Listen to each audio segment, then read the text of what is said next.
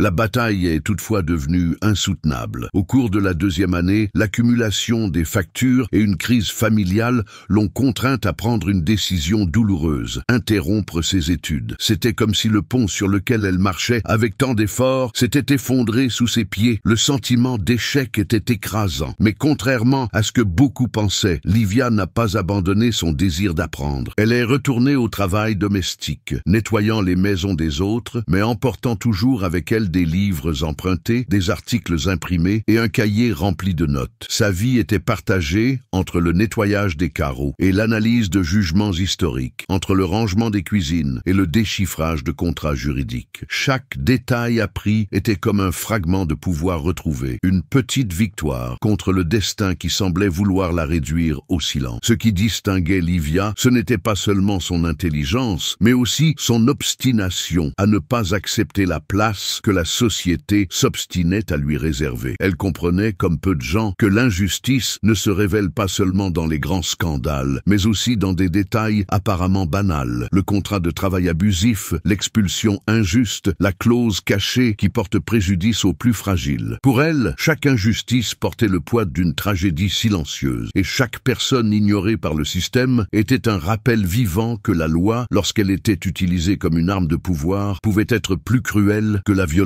physique elle-même. À cette époque de sa vie, beaucoup autour d'elle ne voyaient en elle qu'une fille qui travaille en tablier, une employée anonyme parmi tant d'autres. Peu savaient qu'en silence, elle nourrissait un regard critique et accumulait des connaissances comme on garde des armes secrètes pour une bataille future. Peut-être n'avait-elle pas elle-même pleinement conscience qu'un jour, cet arsenal d'études improvisées serait mis à l'épreuve de manière aussi dramatique. Pourtant, au fond de son âme, quelque chose lui disait que la vie la préparait à une confrontation inévitable. Un moment où elle devrait choisir entre le silence confortable et la voie risquée. Cette voie, qui n'existait jusqu'alors que dans des répétitions solitaires devant un miroir ou dans les notes denses de son cahier, était porteuse de la conviction que les mots ont du pouvoir. Le pouvoir de faire tomber les masques, d'exposer les mensonges, de bouleverser des certitudes apparemment solides. Livia savait qu'un jour, cette voix devrait s'élever, même si elle tremblait, même si elle était ridiculisée. Et quand ce jour viendrait, elle ne pourrait pas hésiter. Pour elle, le courage n'était pas l'absence de peur, c'était justement la décision d'avancer, même quand chaque partie de son corps suppliait de reculer. L'appel au courage n'est pas venu d'un moment de gloire, mais d'une vie entière de petites résistances, des nuits blanches à étudier à la faible lumière d'une lampe, des journées épuisantes à nettoyer des sols tout en mémorisant des arguments juridiques, des semaines à affronter la solitude d'être incomprise par ceux qui ne voyaient pas au-delà des apparences. Chaque détail façonnait sa détermination, comme si le destin taillait lentement une pierre brute jusqu'à la transformer en quelque chose capable de couper les structures les plus rigides. Et ainsi, lorsque la vie la plaça enfin devant le tribunal bondé, entre les juges, les avocats de renom et l'attention impitoyable de la presse, ce n'était plus seulement une jeune femme en tablier qui se levait. Ce serait la synthèse de toutes les batailles livrées dans l'obscurité de l'anonymat. Ce serait l'écho d'une vie qui refusait de se plier. Ce serait avant tout l'appel au courage transformé en chair, en voix, en présence. New York, dans sa grandeur chaotique, a toujours été le théâtre d'histoires grandioses. La ville pulse comme un organisme vivant, fait de millions de voix, de pas et de destins entremêlés. Par un froid matin de mars, le cœur de Manhattan battait plus fort, comme s'il pressentait la tempête qui allait se déchaîner. Le tribunal fédéral, un bâtiment imposant aux colonnes classiques et aux portes massives, se dresse comme le gardien d'une justice dont beaucoup doutent de l'impartialité. Ce jour-là, cependant, il n'était pas seulement un décor, c'était une arène. Des centaines de personnes se pressaient sur les marches, des journalistes avec leurs caméras prêtes, des curieux avides de spectacle, des avocats pressés,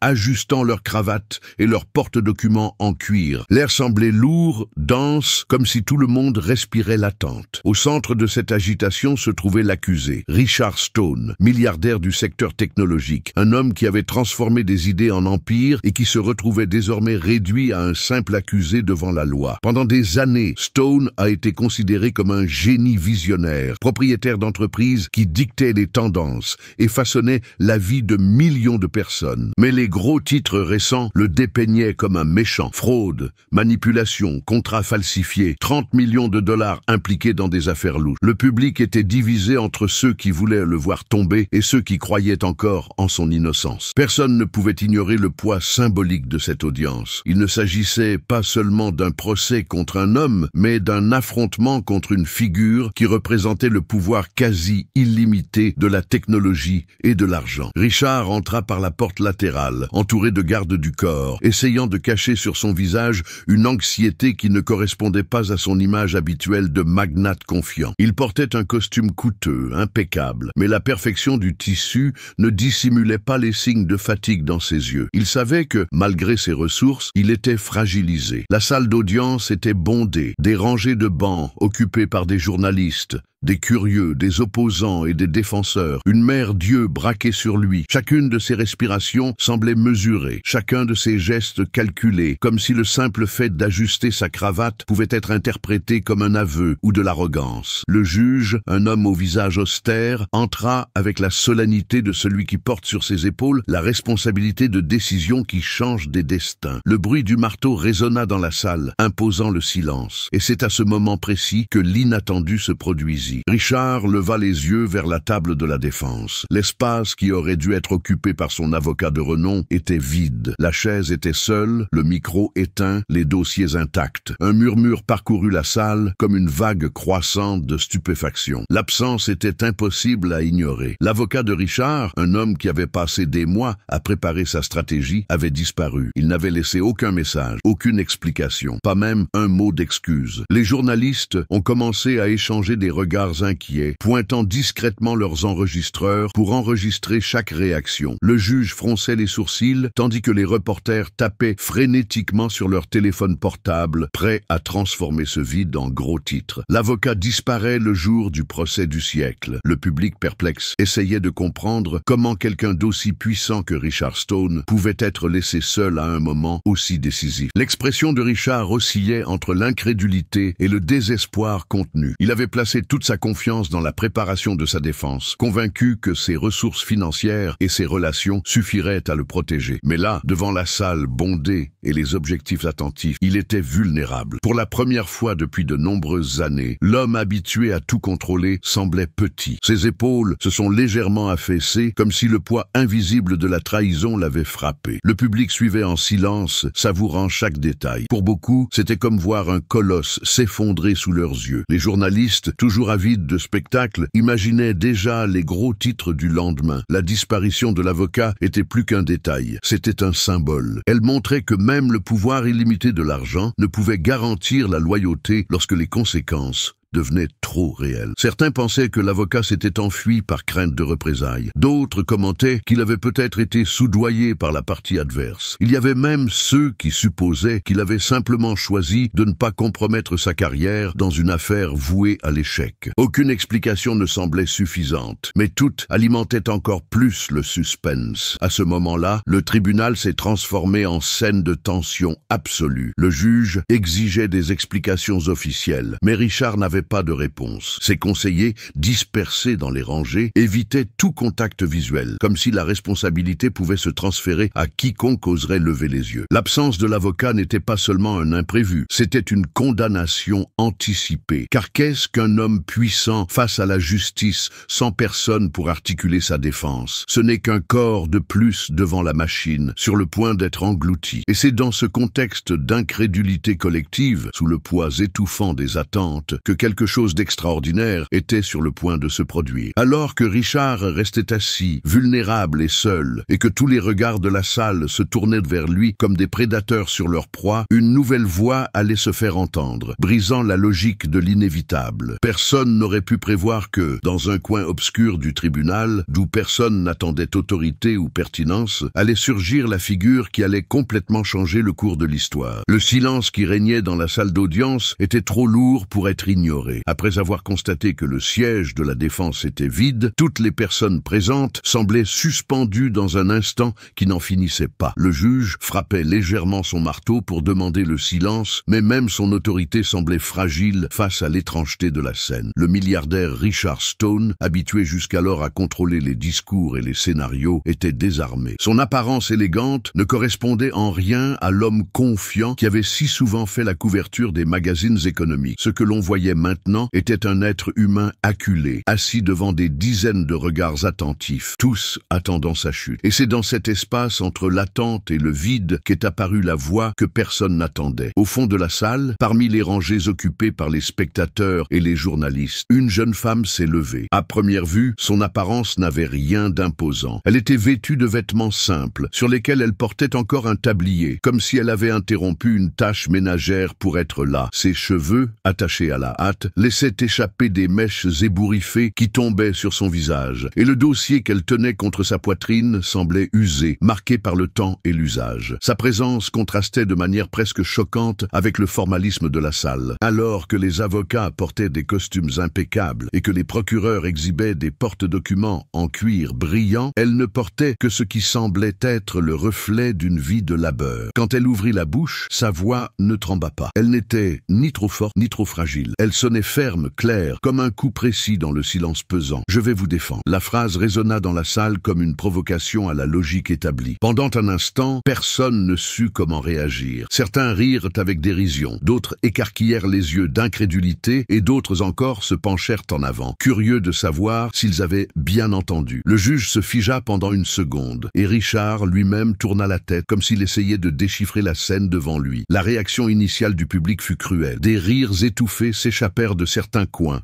chargé de mépris. « Qui est-elle » demanda à voix haute un homme dans les premiers rangs. Un autre, avec un sarcasme évident, répondit « Ce doit être la femme de ménage ». C'était comme si l'image même de cette femme avait réveillé, sans effort, les préjugés les plus profondément enracinés dans le public. Après tout, qui oserait croire qu'une personne en tablier pourrait occuper la table de la défense dans un procès fédéral? Mais la femme resta debout, imperturbable, comme si chaque rire n'était que du vent contre un rocher. Elle s'appelait Livia Martins, et lorsqu'elle déclara qui elle était, son attitude devint encore plus ferme. Il n'y avait aucune arrogance dans son expression, seulement de la détermination. « Je souhaite représenter Monsieur Stone à titre temporaire », dit-elle en regardant directement le juge. La clarté de ses mots trancha l'air de la salle comme une lame invisible. Pendant quelques secondes, l'atmosphère oscilla entre l'incrédulité et le malaise. Tout le monde voulait comprendre. S'agissait-il d'un acte de courage ou simplement d'une folie? Richard, quant à lui,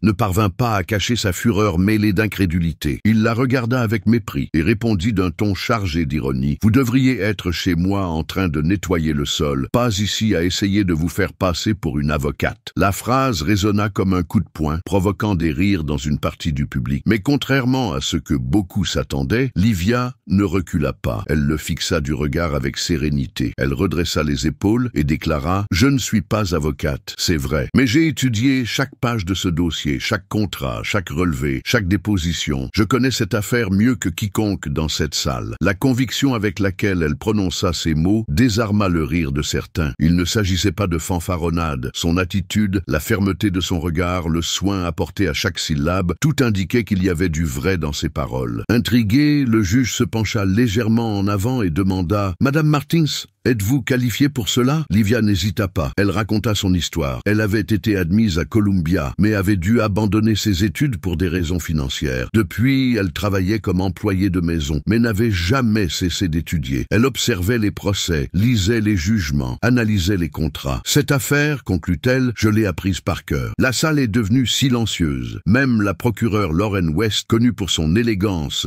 et son assurance inébranlable, a semblé perdre le rythme pendant un instant. Tous les regards se sont tournés vers Livia, et à ce moment-là, la femme simple, en tablier, ne semblait plus seulement être une intruse. Elle avait, d'une manière ou d'une autre, gagné le droit d'être entendue. Après avoir réfléchi quelques instants, le juge rendit la décision qui allait changer le cours de l'histoire. « Si l'accusé accepte, je vous autorise à parler en son nom, sous la supervision de cette cour. » Richard soupira de frustration. Son incrédulité était encore évidente, mais quelque chose dans la fermeté de cette femme le fit hésiter. Lorsqu'elle se pencha pencha discrètement vers lui et lui dit à voix basse qu'elle ne cherchait pas à lui nuire, mais à révéler le piège dans lequel il était pris. Richard ferma les yeux un instant. Il les rouvrit aussitôt et acquiesça à contre-cœur. « D'accord, faites de votre mieux. » Et c'est ainsi, sous les regards moqueurs et surpris, que cette scène improbable se déroula. La femme, qui quelques secondes auparavant n'était considérée que comme une employée anonyme, traversa la salle jusqu'à la table de la défense. Elle marcha d'un pas ferme, serrant contre sa poitrine son dossier usé comme s'il s'agissait d'un bouclier. Lorsqu'elle s'assit devant les documents, elle n'avait plus l'air d'une intruse. Elle était désormais quelqu'un qui venait de défier l'ordre établi et qui, à partir de cet instant, allait écrire une nouvelle page de l'histoire. La cour, qui quelques minutes auparavant semblait convaincue d'assister à un spectacle prévisible, un milliardaire acculé, abandonné par son avocat sur le point d'être écrasé par la machine judiciaire, se trouvait désormais face à un scénario inattendu. Au centre de la scène se tenait une jeune femme qui, contre toute attente, s'était levée pour défendre quelqu'un qui ne la respectait même pas. Et c'était précisément ce contraste, cette apparente impossibilité qui commençait à retenir l'attention de tous. La procureure, Lauren West, ajusta discrètement les poignets de son tailleur, essayant de retrouver l'assurance de quelqu'un qui maîtrise chaque détail de la pièce. Le juge, toujours sceptique, se pencha en avant, observant attentivement chaque mouvement du nouveau personnage qui venait d'entrer en scène. Mais c'est la façon dont Livia Martins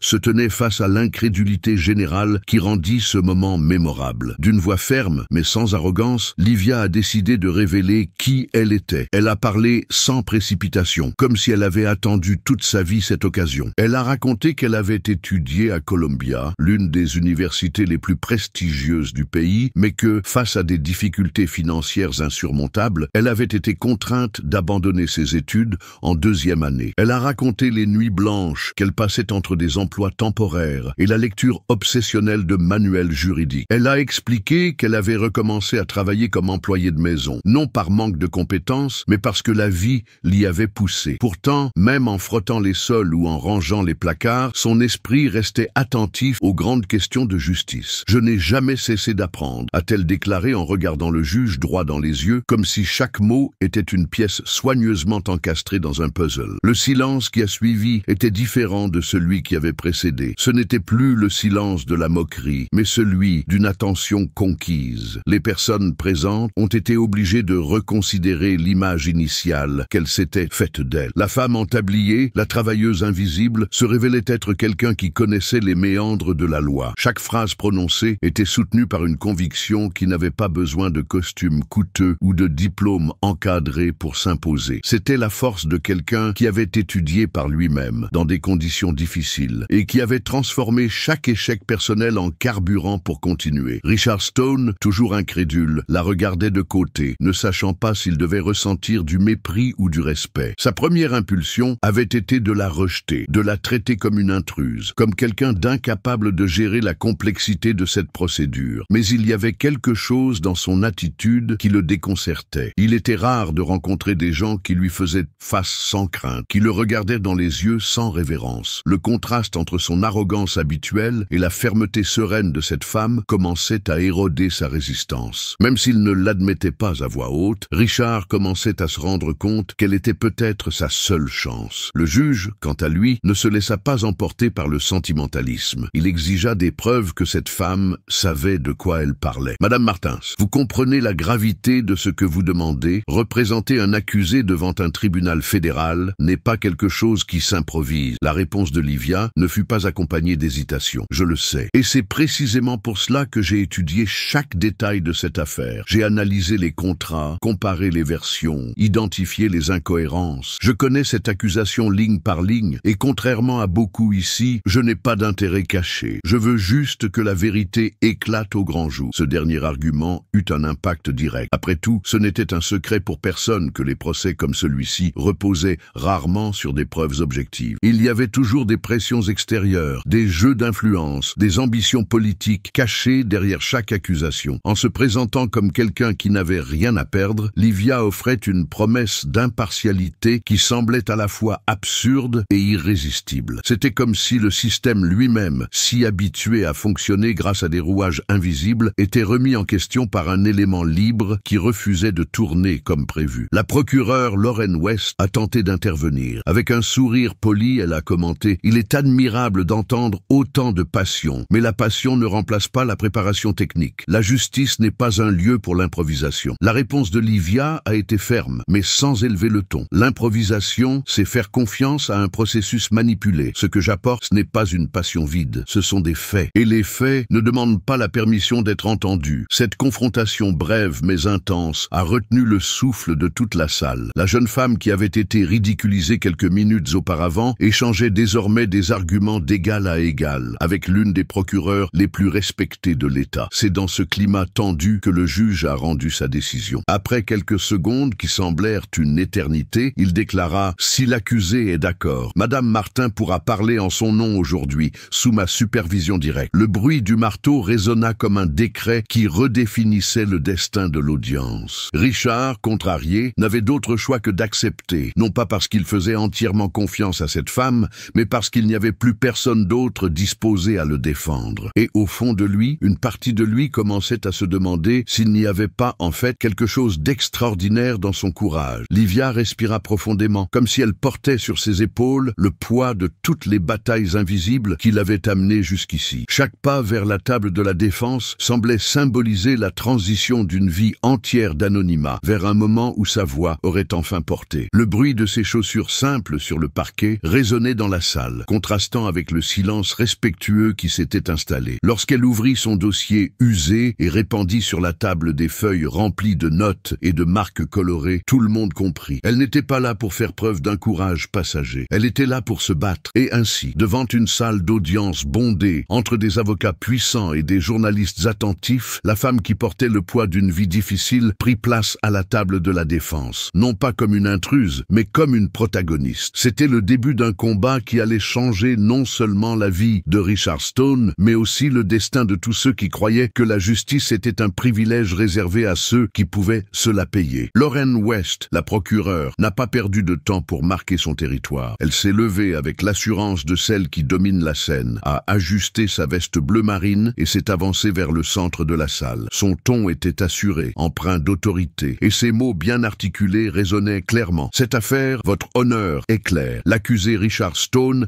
a falsifié des documents afin d'obtenir un avantage financier. Nous avons des enregistrements, des signatures numériques et des preuves qui ne laissent aucune place au doute. Sa présentation était accompagnée d'images projetées, de graphiques organisés et de pages de contrats exposées comme des trophées de l'accusation. Pour le public, cela semblait confirmer que la machine judiciaire était déjà prête à écraser l'accusé et que toute tentative de résistance ne serait qu'un détail insignifiant. C'est alors que Livia se leva. Ses mouvements n'étaient ni théâtraux ni hésitants. Elle prit une feuille avec des notes manuscrites et un contrat annoté au stylo bleu. Elle s'avança vers l'avant de la salle, d'un pas simple mais ferme, qui résonna sur le parquet. Lorsqu'elle prit la parole, sa voix n'avait pas l'intonation calculée des avocats, mais quelque chose de plus puissant encore, l'authenticité. Le 12 mars de l'année dernière, la société de M. Stone a été invitée à réviser un contrat avec Alter Corp. Le document que le ministère public présente comme frauduleux comporte une grave incohérence. Il a été signé électroniquement à partir d'une adresse réseau située à Zurich, en Suisse. Le mot Zurich tomba comme un poids dans la salle. Les personnes présentes échangèrent des regards méfiants, essayant de suivre le raisonnement de cette femme qui, jusqu'à peu de temps auparavant, personne ne considérait comme pertinente. Livia a poursuivi. Cependant, les termes originaux du contrat, enregistrés quelques semaines auparavant auprès de la SEC, restent valables. Cela signifie que s'il y a eu manipulation,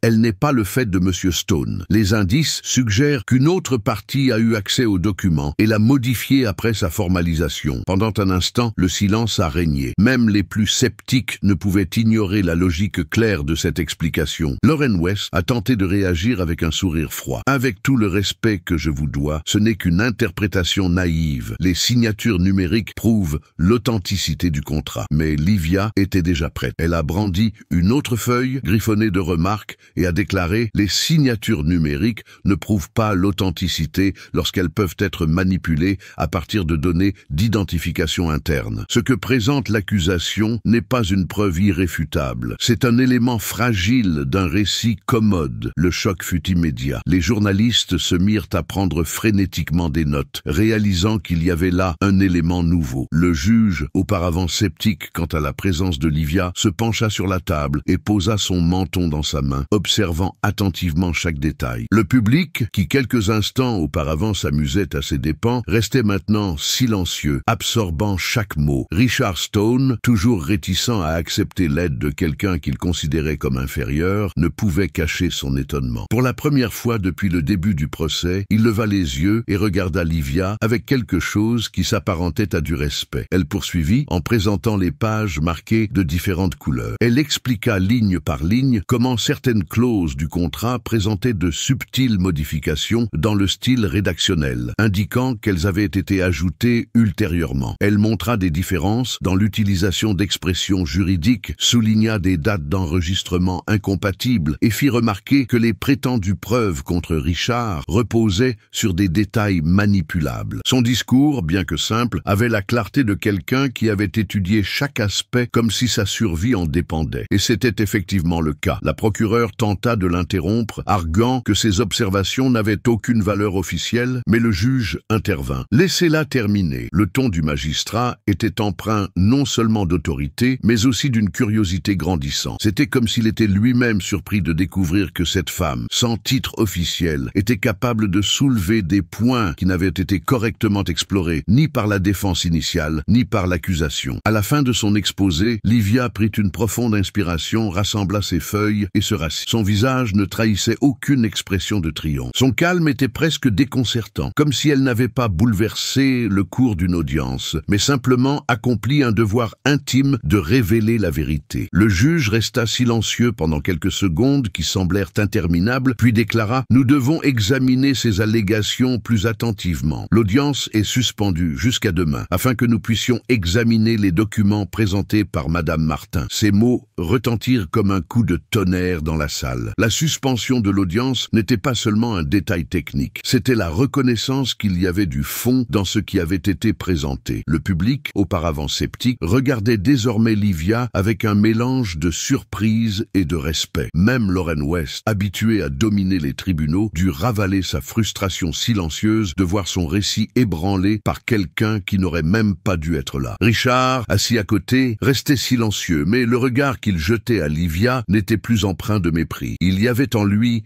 l'ombre d'un doute transformé en admiration inconfortable. Pour la première fois, elle commençait à penser que son salut ne viendrait peut-être pas d'avocat renommé, mais de cette femme qui, contre toute attente, avait décidé de se battre à ses côtés. Assise devant son vieil ordinateur, dont les touches avaient perdu une partie de leurs lettres, Livia relisait les contrats et les notes qu'elle avait emportées au tribunal. Son regard concentré parcourait chaque ligne comme quelqu'un à la recherche de secrets cachés. La victoire partielle de ce jour-là n'était pas suffisante. Elle savait que la prochaine rencontre avec le procureur serait encore plus difficile, que Loren West viendrait préparer à la discréditer et que le juge, malgré l'attention qu'il lui avait accordée, exigerait des preuves solides. Chaque détail pouvait faire la différence entre démanteler l'accusation ou être englouti par la machine judiciaire. L'environnement était simple. Sur la table, une assiette avec les restes d'un sandwich froid, à côté d'une tasse contenant encore un peu de café qui avait déjà perdu sa chaleur. Sur la chaise reposait le tablier taché par le travail de cette journée, témoin silencieux d'une vie d'efforts accumulée. Rien dans ce décor n'indiquait que cette femme venait de défier un tribunal fédéral. Et c'était peut-être justement cela qui rendait tout cela encore plus extraordinaire. C'est alors que le téléphone a vibré. Le numéro s'affichait sur l'écran inconnu. Pendant un instant, elle a pensé à ne pas répondre, mais l'insistance de la sonnerie l'a poussée à décrocher. À l'autre bout du fil, une voix grave, chargée d'ironie, a simplement dit « Vous avez fait beaucoup de bruit aujourd'hui, mais attention, tu joues avec quelque chose qui pourrait te détruire. » L'appel ne dura que quelques secondes, mais l'effet fut dévastateur. Le cœur de Livia se mit à battre à tout rompre. Sa respiration devint irrégulière et pendant un instant, elle sentit le poids de la peur envahir chaque partie de son corps. Il n'y avait aucune identification, aucune explication, juste un avertissement clair. Quelqu'un l'observait. Elle posa le téléphone sur la table, essayant de contrôler ses mains tremblantes. L'appartement, qui quelques instants auparavant semblait être un refuge, devint soudain trop petit, claustrophobe. chaque bruit extérieur, le moteur d'une voiture passant dans la rue, le claquement d'un tuyau dans l'immeuble voisin, le vent frappant contre la fenêtre semblait chargé de sang. C'était comme si les murs avaient des oreilles et que chaque ombre cachait une menace. La peur, cependant, n'était pas nouvelle pour elle. Livia avait grandi dans l'insécurité, dans la précarité de ceux qui vivent toujours sur le point de perdre le peu qu'ils ont acquis. Elle savait ce que c'était que de marcher dans des rues sombres, le cœur battant à tout rompre. Elle savait ce que c'était que de recevoir des avis d'expulsion et de voir sa mère se battre contre des dettes impossibles à rembourser. Mais cette peur était différente. Elle était calculée, ciblée, une façon de lui dire que son audace ne resterait pas impunie. Pendant quelques minutes, elle a pensé abandonner. Elle a pensé à quel point il serait facile de laisser tomber ses papiers, de redevenir invisible, de continuer à nettoyer des maisons sans attirer l'attention. Après tout, qui s'attendrait à ce qu'elle porte sur ses épaules le poids d'affronter des sociétés milliardaires et des avocats aux ressources illimitées? Qui lui demanderait d'assumer la responsabilité de sauver un homme qui ne la respectait même pas? Mais cette ligne de pensée fut rapidement balayée par une autre, plus puissante, celle qui lui disait que c'était précisément parce qu'elle était invisible qu'elle avait pu voir ce que les autres ignoraient, que sa vie d'anonymat et d'effort l'avait préparée à affronter les injustices, sans dépendre des titres et des privilèges qui soutenaient tant d'autres. Avec effort, elle redressa le dos et respira profondément. Elle prit le cahier qu'elle gardait toujours à portée de main et écrivit d'une écriture ferme: « Ils veulent que j'aie peur, mais la peur est ce qui m'a maintenu en vie jusqu'ici. Je ne vais pas m'arrêter maintenant. » Cette note, apparemment simple, était son serment intime de résistance. Elle se remit ensuite à relire les contrats comme si la menace qu'elle avait reçue n'avait fait que renforcer l'urgence de continuer. Dehors, la pluie commençait à tomber, dessinant des traînées irrégulières sur les vitres. Le bruit des gouttes contre le rebord de la fenêtre donnait à l'appartement une atmosphère mélancolique, mais offrait en même temps la sensation d'un manteau protecteur. Livia se laissa absorber par ce rythme, essayant de calmer son esprit. Cependant, elle ne parvint pas à chasser complètement le sentiment d'avoir fait un pas dans un territoire dangereux, où il n'y avait ni garantie, ni retour en toute sécurité. Plus tard, allongée dans son lit étroit, elle fixa le plafond pendant de longues minutes. Chaque souvenir de l'appel résonnait comme une cicatrice récente. Mais au lieu de céder à la peur, elle laissa la fatigue prendre le dessus. Son corps, habitué à des journées de travail épuisantes, s'abandonna au sommeil, même si son esprit restait alerte, en veille constante. Ainsi, en cette nuit pluvieuse, la femme qui avait osé défier la cour découvrait que son combat ne se limitait pas à des documents et des contrats. La bataille s'étendait désormais au-delà des murs du tribunal, touchant sa vie personnelle. La première menace était arrivée, et avec elle, la certitude que le chemin à parcourir serait encore plus dangereux. Mais lorsqu'elle fermait les yeux, une flamme persistait en elle, la conviction que la vérité devait être défendue, quoi qu'il en coûte. Et cette flamme, bien que mise à l'épreuve par la peur, n'était pas prête de s'éteindre. Peter n'était pas une personnalité publique. On savait peu de choses à son sujet, si ce n'est qu'il avait travaillé étroitement avec Richard pendant des années, s'occupant de la bureaucratie, organisant les contrats et étant, en pratique, le gardien des documents qui étaient désormais au centre de l'accusation. C'était un nom qui apparaissait discrètement dans des signatures secondaires, des messages d'entreprise et des registres administratifs. Mais c'est précisément parce qu'il était discret qu'il semblait cacher plus qu'il ne révélait. Le départ soudain de Peter de l'entreprise, un mois seulement avant le début du procès, semblait étrangement opportun. Pour Livia, ce n'était pas une coïncidence, c'était une piste. Déterminée à suivre cette piste, Livia prit le métro jusqu'à Midtown, où Peter partageait un espace de coworking avec d'autres professionnels indépendants. Le bâtiment était ancien, mais ses récentes rénovations lui donnaient un air moderne. Les murs du hall d'entrée étaient décorés de tableaux abstraits, contrastant avec l'odeur de café qui imprégnait l'air. Livia marcha dans les couloirs étroits, guidée par les informations obtenues dans d'anciens registres. Au 3e étage, elle trouva la porte avec une petite plaque métallique. Clark Consulting. Les lettres étaient déjà partiellement écaillées, comme si elles reflétaient un abandon soudain. Elle frappa à la porte une fois, 2 fois. Pas de réponse. Un silence inconfortable s'installa jusqu'à ce qu'elle remarque que la poignée était légèrement là. Elle la poussa doucement et la porte s'ouvrit. Ce qu'elle trouva de l'autre côté n'était pas l'environnement organique organisé auquel elle s'attendait de la part d'un consultant. C'était le portrait d'une fuite précipitée. Des piles de papier éparpillées sur le sol, des tiroirs ouverts à la hâte, un chargeur d'ordinateur oublié sur la table, des tasses avec des restes de café abandonnés sans soin. Tout l'espace semblait avoir été laissé en désordre, comme si quelqu'un avait rassemblé l'essentiel et était parti sans se retourner. Le cœur de Livia s'est emballé. À chaque pas qu'elle faisait parmi les papiers éparpillés, elle avait l'impression d'envahir un territoire interdit, mais en même temps, elle sentait qu'elle se trouvait face à une occasion unique. C'est alors que son regard s'est posé sur quelque chose dans un coin de la pièce, un dossier tombé par terre, partiellement recouvert par d'autres feuilles. En le ramassant, elle a trouvé à l'intérieur 3 versions d'un contrat qu'elle connaissait bien. Il s'agissait de brouillons du document qui accusait Richard Stone, mais il y avait quelque chose de troublant. 2 d'entre eux présentaient des métadonnées différentes, indiquant des origines distinctes. L'un était associé à un serveur à Zurich, l'autre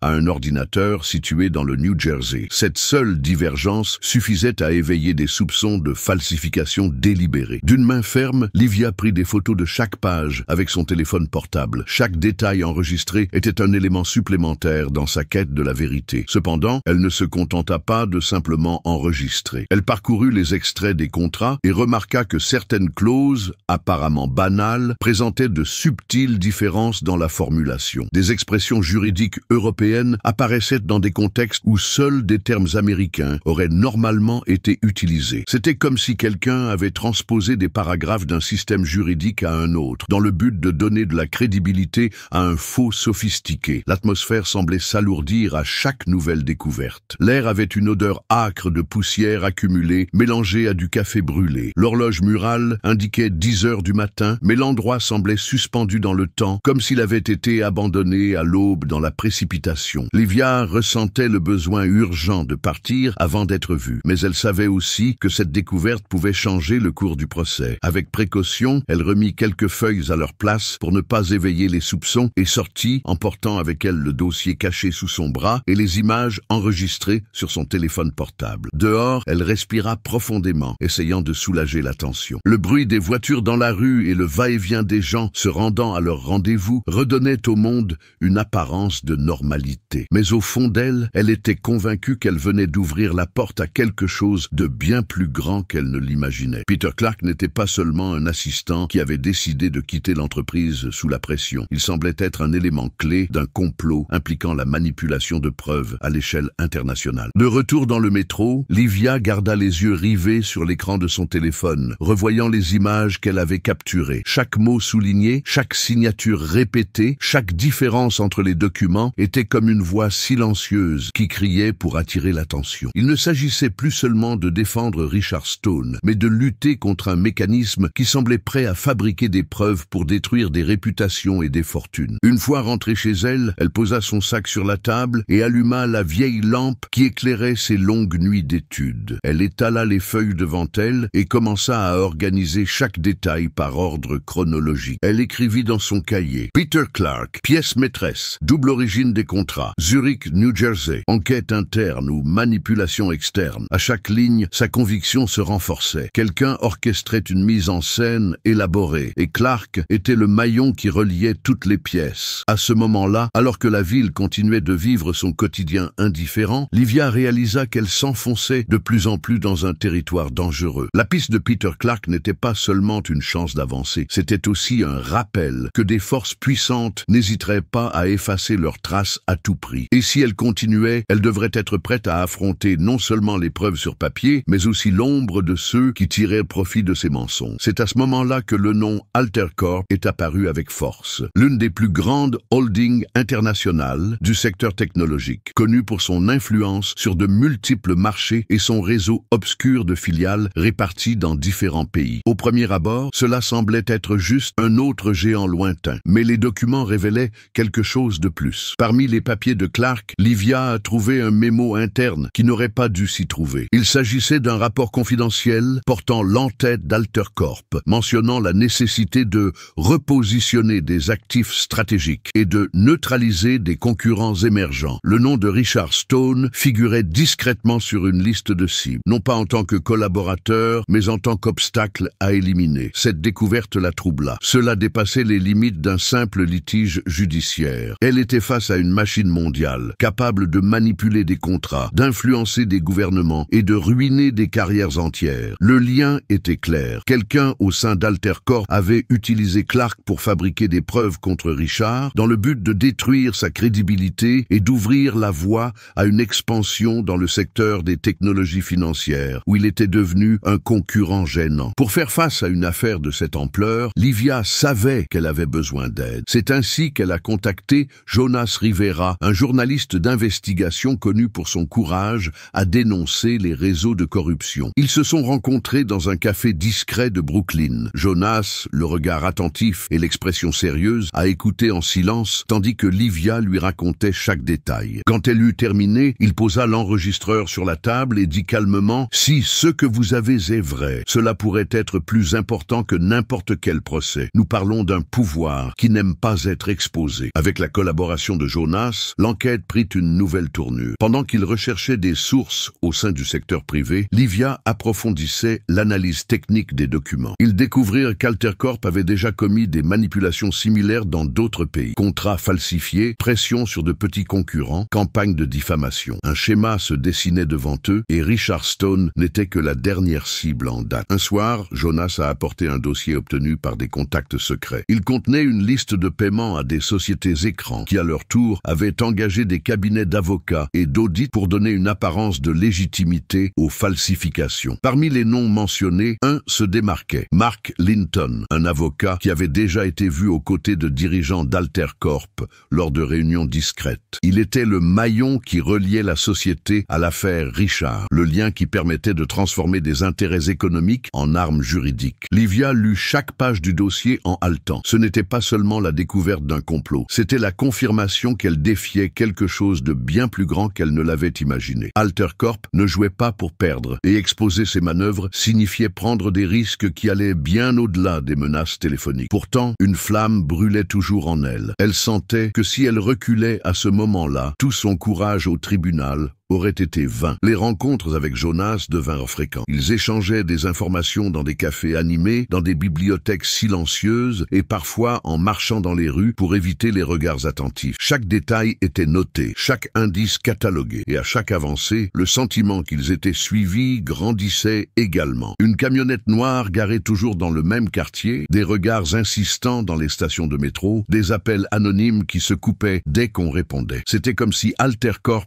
avait des yeux partout. Malgré cela, Livia n'a pas reculé. Elle a décidé de préparer un rapport complet à présenter au juge, rassemblant les contrats falsifiés, les registres des serveurs étrangers, la note d'Altercorp et le dossier obtenu par Jonas. Son objectif était simple et risqué à la fois, montrer que le procès contre Richard Stone n'était pas seulement une accusation, mais faisait partie d'un complot d'entreprise qui utilisait le système judiciaire comme un outil de destruction. La veille de la remise du rapport, Livia est restée éveillée tard dans la nuit. La table de son petit appartement était couverte de papiers, de dossiers et de notes. La lampe de chevet projetait une lumière jaune sur la pièce, créant des ombres allongées qui semblaient surveiller ses mouvements. Elle relisait chaque page comme on relit une confession finale. Elle savait qu'à partir de ce moment, il n'y aurait plus de retour en arrière possible. Dehors, la ville battait son rythme indifférent. Mais dans ce simple appartement, une femme ordinaire était sur le point d'affronter l'un des géants les plus puissants du monde des affaires. C'était Altercorp contre Livia Martins,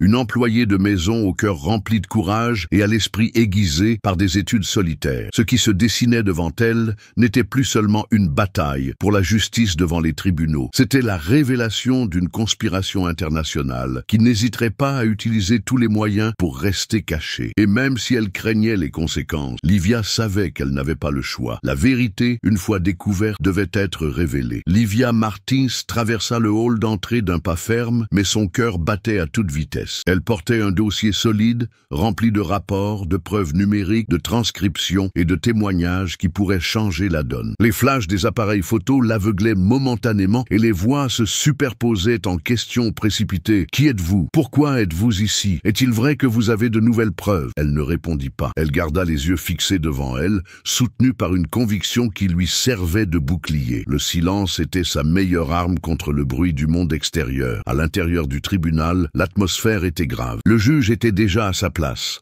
imposant et observateur. Les avocats de l'accusation chuchotaient entre eux, convaincus que leur construction de plusieurs semaines ne pouvait être facilement démolie. De l'autre côté, Richard Stone restait assis, les yeux fixés sur la table, comme quelqu'un qui portait le poids de 1000 accusations sur ses épaules. Derrière lui, quelques partisans silencieux et des journalistes attendaient avec impatience. C'était comme si l'espace était divisé entre deux pôles d'attente, ceux qui espérèrent sa ruine et ceux qui souhaitaient assister à un miracle juridique. Lorsque le juge autorisa la présentation de la défense, tous les regards se tournèrent vers Livia. Elle se leva, arrangea ses papiers sur la tribune et prit une profonde inspiration. Sa voix résonna clairement, sans hésitation, remplissant chaque recoin de la salle. Votre honneur, ce tribunal ne juge pas seulement un homme. Il juge le pouvoir de manipulation qu'une structure invisible exerce sur la vérité. J'apporte ici des preuves irréfutables que ce procès n'est pas né de la justice, mais d'intérêts obscurs. Le premier choc vint avec la présentation des contrats falsifiés. Livia montra les versions contradictoires trouvées dans le bureau de Peter Clark, soulignant les métadonnées numériques qui indiquaient des origines différentes. Chaque détail technique a été expliqué avec précision, de sorte que même les profanes dans l'assistance ont pu comprendre l'ampleur de l'erreur. Un murmure a parcouru la salle, et même certains membres de l'accusation ont échangé des regards inquiets. Mais Livia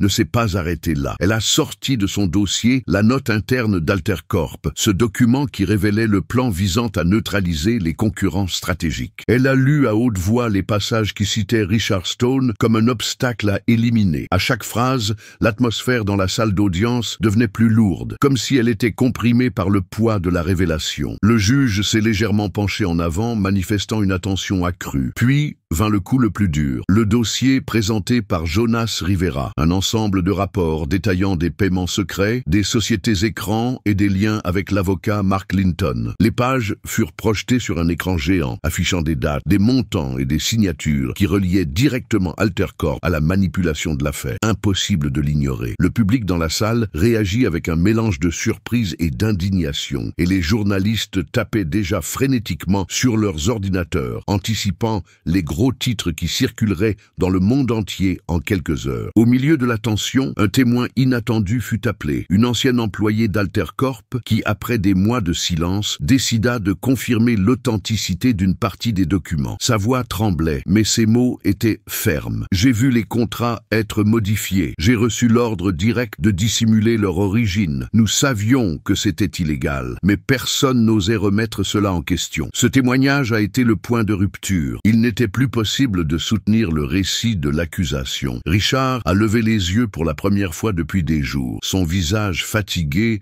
a laissé place à une lueur d'espoir. Pour lui, ce n'était pas seulement la défense qui parlait, mais la vérité elle-même qui prenait forme devant tout le monde. Après de longues minutes de réflexion, le juge a annoncé que les accusations ne pouvaient être retenues au vu des preuves présentées et qu'une enquête devait être ouverte contre Altercorp et ses représentants. La salle d'audience explosa de réactions diverses. Les journalistes se précipitèrent pour relayer la nouvelle. Les caméras se tournèrent vers Livia et Richard laissa échapper une larme contenue, tout en serrant les mains en signe de soulagement. À l'extérieur, les rues étaient en effervescence, mais aussi perplexes. Les gens savaient qu'ils n'assistaient pas seulement à la victoire d'un homme innocent, mais à la mise au jour d'un réseau de manipulation qui opérait depuis longtemps dans l'ombre. Livia, cependant, est restée sereine. À sa sortie du tribunal, elle a été encerclée par des journalistes qui la suppliaient de faire une déclaration. Elle s'est arrêtée, a levé le visage et a prononcé une seule phrase. « Le pouvoir construit sur des mensonges doit tomber. » Ces mots, simples et directs, ont résonné comme un manifeste. Cet après-midi-là, toute la ville parlait de Livia Martins, cette femme ordinaire qui avait affronté des géants. Pour beaucoup, elle était déjà un symbole de résistance et de courage. Mais pour elle, cette victoire n'était pas une fin, seulement un début dangereux. Car elle savait qu'exposer Altercorp signifiait se mettre sur la trajectoire de force qui ne pardonnait pas à ceux qui osaient défier leur influence. Pourtant, en descendant les marches du tribunal, elle sentit que, pour la première fois, la vérité avait trouvé un espace pour respirer au milieu du poids étouffant des manipulations. Et ce sentiment suffisait à la maintenir debout, même face aux incertitudes que l'avenir lui réservait. La salle d'audience était en liesse lorsque le juge abaissa son marteau, clôturant l'affaire en faveur de Richard Stone. Mais pour Livia Martins,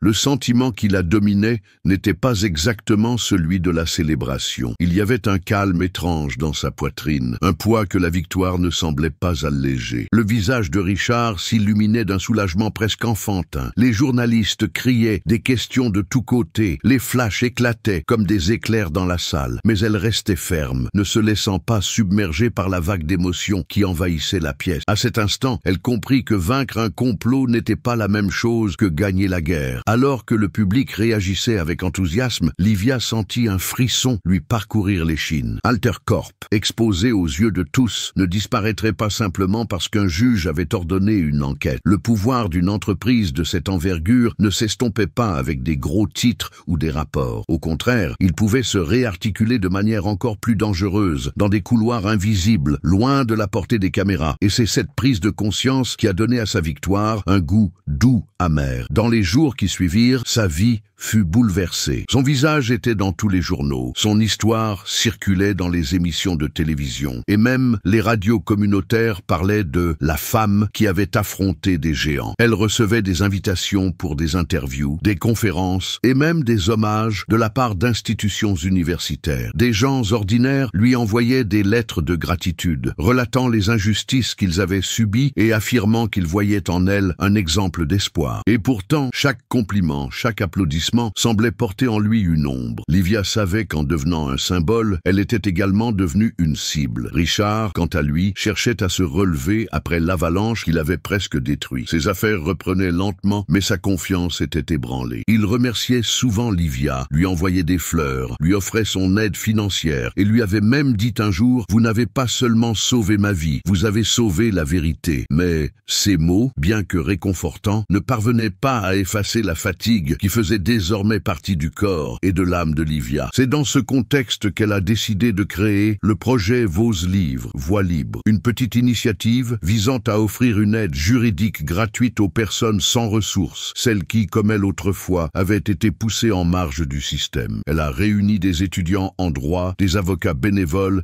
et même des journalistes qui souhaitaient apporter leur contribution. En quelques mois, le projet traitait déjà des dizaines de cas de familles endettées, de travailleurs exploités et d'immigrants oubliés par les institutions. C'était comme si son combat au tribunal s'était transformé en une vocation plus grande, quelque chose qui transcendait son propre parcours. Mais malgré les sourires reconnaissants et l'impact réel de son action, elle ne pouvait se défaire d'un sentiment de vulnérabilité. À chaque coin de rue, elle s'imaginait être observée. Les appels anonymes avaient cessé, mais le silence semblait désormais encore plus menaçant. C'était comme marcher au bord d'un précipice sans savoir quand le sol allait céder. Livia ne le montrait pas en public. Pour tout le monde, elle était la femme forte, résiliente, qui ne reculait jamais. Cependant, au petit matin, lorsqu'elle s'asseyait devant sa table couverte de papier, elle regardait son reflet dans la fenêtre et se demandait si elle était vraiment prête à assumer les conséquences de son choix. Jonas Rivera, le journaliste qui avait été son allié, percevait également cette ambivalence. Un soir, après une nouvelle réunion sur le projet, il lui dit « Vous avez ouvert une porte qui ne peut plus être fermée. Il ne s'agit plus seulement de Richard ou d'Altercorp.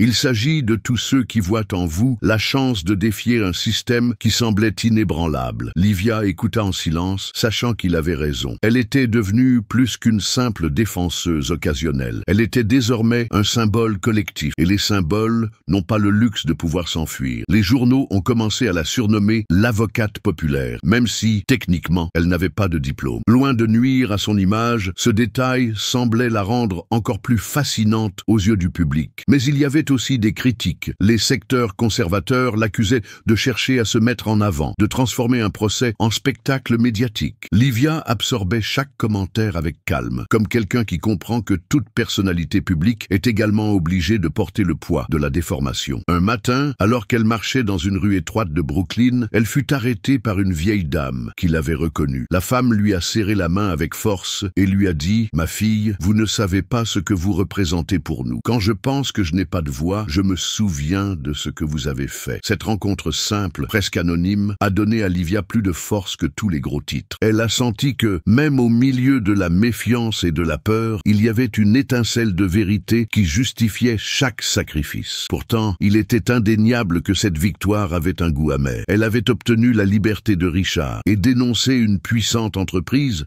mais à quel prix? La paix qu'elle trouvait auparavant dans de petits gestes, comme arroser une plante ou écouter une chanson, s'était transformée en état d'alerte permanent. Le monde ne lui semblait plus sûr, mais paradoxalement, elle ne s'était jamais sentie aussi vivant, aussi utile. À la fin d'une conférence de presse, quelques mois après la décision du tribunal, Livia a été interrogée sur la façon dont elle aimerait être rappelée. Elle a fait une longue pause, a pris une profonde inspiration et a répondu « Je ne veux pas être rappelée comme une héroïne. Je veux être rappelée comme quelqu'un qui n'a pas fermé les yeux lorsque l'injustice a tenté de se déguiser en vérité. » Ces mots ont résonné bien au-delà de cette salle. C'est ainsi que sa victoire s'est consolidée, non pas comme une célébration tranquille, mais comme un jalon dérangeant qui révélait le prix du courage. Un goût amer, certes, mais nécessaire. Car au fond, Livia savait que chaque pas vers la vérité exige un sacrifice, et elle avait renoncé à sa propre paix pour que d'autres puissent enfin croire que la justice était encore possible. Les rues mouillées reflétaient le rouge des feux de signalisation et la lueur lointaine des immeubles. Les essuie-glaces fonctionnaient sans relâche, mais la visibilité était limitée. La radio, allumée à faible volume, diffusait des informations éparses sur l'économie et la politique, mais rien ne parvenait à retenir l'attention de Livia. Son esprit revenait sans cesse aux menaces voilées qu'elle avait reçues dans le passé, à la façon dont Altercorp, bien que touchée, restait active. Elle se souvenait des réunions secrètes qu'elle avait découvertes, des sommes d'argent détournées pour faire taire les voix gênantes. Elle se demandait si, en exposant la vérité, elle n'avait pas franchi une frontière invisible dont elle ne pourrait jamais revenir. C'est au milieu de ses pensées qu'elle remarqua quelque chose d'étrange, une voiture noire, sans plaque d'immatriculation visible, qui semblait rouler à la même vitesse qu'elle depuis plusieurs pâtés de maison. Au début, elle pensa à une coïncidence. Dans une ville animée, les voitures se croisent et suivent des trajectoires similaires. Mais à chaque virage, à chaque changement de voie, le véhicule restait là, comme une ombre persistante. Le cœur de Livia s'est emballé. Elle a serré plus fort le volant, essayant de rester calme. Elle savait qu'elle ne pouvait pas laisser la peur la guider. Lorsque le feu est passé orange, elle a hésité une seconde. Elle aurait pu accélérer et passer, mais elle a décidé de freiner. La voiture noire s'est également arrêtée, quelques mètres derrière elle. La pluie intensifiait le climat oppressant, comme si le temps lui-même conspirait pour rendre la nuit plus dense. Le feu passa au vert et les deux voitures avancèrent. C'est alors que, sur une avenue plus déserte, les phares du véhicule derrière elle s'intensifièrent,